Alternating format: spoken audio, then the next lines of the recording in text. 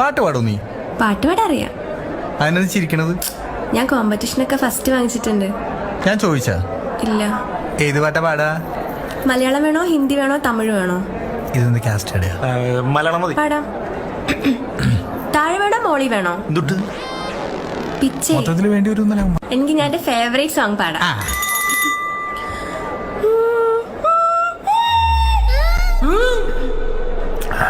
മപ മപ മപദനി.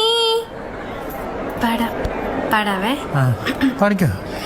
രാത്രി ശുഭരാത്രി, ഇനി എന്നും ശിവരാത്രി, ജന്മം പുനർജന്മം ഇവ